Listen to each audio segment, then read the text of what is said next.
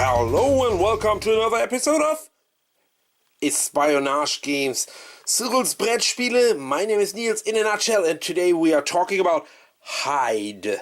It's Hidden Identity Dice Espionage from Dive Dice. Dive Dice I've never heard before, and I think this game is right now in the United States from Mayday Games, or it's coming out from Mayday Games in the near future. I don't know, but I got this from Dive Dice. What is this game all about? It's from 3 to 5 players, and each player has this cool looking hideout, and you really need that hideout. I explain it in a minute, but it's obviously a espionage game. So there we have 4 different areas that you can attack: a space station, radioactive power plant, you have a submarine or a military base. And when you attack them, you can get these values here, and they are ranging from 2,000, and here you have 9,000 in it. There's a lot of treasures you can make from attacking these things.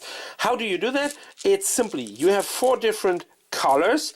It's red, it is purple, it is yellow, and it is blue, and obviously 4 different symbols. All the difference are here: satellite, submarine, and so on. You also have a 5th symbol. This is the gun, and you have the gun on the other side as well, and one of the symbols on each side. What you're doing is you are drawing out of this cloth bag one of your dice, completely blind, in this case blue.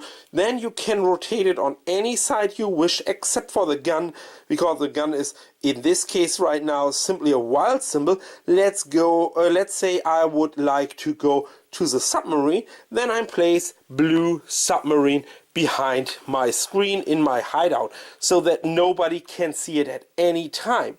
Now when we play, in this case was 3 players, we roll a couple of dice. Let's say these dice here, they're coming out of the bag as well, and starting player can now pick a die. If the color on the die or the symbol or both, in my case a blue submarine, so in this case I could either take the blue submarine and put it on here. If there would be a yellow submarine, I can take it as well. Now I'm not finding a yellow submarine here. I could put a yellow submarine and put it on here, and if none is matching, like in this case purple radioactive, I put it in front. However, I wanted to pick it on top. Whenever I put a matching color that either matches the symbol or the color, then I can try to attack one of the other spies. Why I wanted to do that? In a second. However, if I'm picking a gun, I can rotate it in this case to whatever I want. I can always take this die as well, which matches both. It doesn't have to be, it has to be at least one, but it can match both if I want. If I do so and put a die here on the top, I can attack him or him. And attacking means simply I'm guessing. Are you having a red die and attacking the military base, yes or no? If so, he is dead. He would flip it over, show the die to indicate I killed him. If not, he's still in. There are 16 different options, 4 different symbols multiplied by 4 colors is 16 options. However, now everybody, when I pick the die, knows I have either submarine or blue. So now I'm down to 8 options. Whenever someone tries to attack me now, it's 8 options. Next round, the smartest thing would be to take another blue submarine, but sometimes they are not available. So maybe I have to take a blue military station. Now everybody knows I am blue for sure, otherwise there's no chance in hell that I have 2 blues here. Therefore, I'm down to 4 actions. We do that until we have a max of 4 turns, and after 4 turns, if someone's still alive, he is going to the submarine and steal these cards. If at any point there is a tie, that more people wanted to go to the same place, then at this place a showdown will happen, and you use your dice on top of your screen plus maybe one of these gadget cards to attack your opponent for a shootout. But that is very rare, usually the people dying early. It really depends on the people wanted to play aggressively and put the dice here on top, try to attack and eliminate the other spies, or if they are playing cowardly and put it in front. However, even if you put something in front of, it does not match with this one behind, so you give information away as well. So in most times these people will die. You play that either 3 rounds or until someone collects this ranks here, 7 ranks. When someone gets a 7th rank, then he is a genius spy ever and wins immediately. Otherwise, you are simply counting at the end of the game who is the richest spy ever. That was how the game H.I.D.E works, and now let's talk about my personal experiences as always in a nutshell. And honestly, for me it really depended on the group I was playing it with. I had a lot of kids in my kids group that really liked it, even loved it. They played it over and over again, and even after I left they played it again and again and again, and they really liked it. They thought, well, this social deduction game, what is your color is really cool. Then the theme of Spies is really cool. The old artwork from the 80s/90s is cool, and they liked it. And they also liked to put the die behind the screen and having all this cool dice here. They all liked all of that. I mean, the manufacturing, the quality of the dice is really good, I have to admit. The cards are not as good, but this one here is very thick cardboard, and this as well.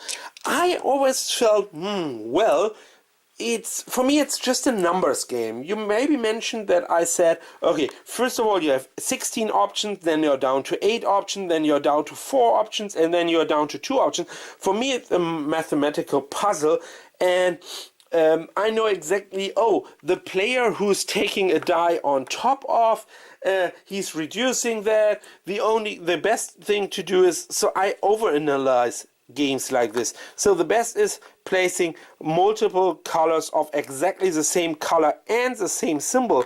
Here in this case 3 satellites in yellow on top of.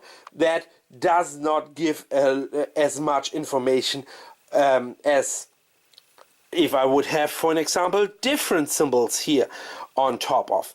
So now it's pretty clear that I have yellow behind my screen. So I overanalyze games like this and don't really fall into the fun of just playing it. If you are one of these guys who overanalyze it, H.I.D.E may be a little bit too short for you, because you think, well, the first player has maybe the advantage of giving the first shot, but it's 1 out of 16. The last player, especially in the last round, here is usually a 50-50 shot, and then it's a guess, is it red or green, is it blue or purple, and so on. I had different groups, more strategic player who said, well, this is only a filler, and for a filler it's significantly priced. Yeah, but it really depends on. The only thing that I can say is, for sure, every kid I've played this game with loved it. They always wanted to play again. And I was always sitting there and saying, well, do we want to play it again? For a 4th time in a row? Seriously? So, yeah. I have to say I have mixed feelings about it. I really like the production quality of the dice. I really like the production quality of this and the cloth bag. The cards are so-so. I would say they deserve better quality. These gadget cards are also, they are in the game but not really helpful.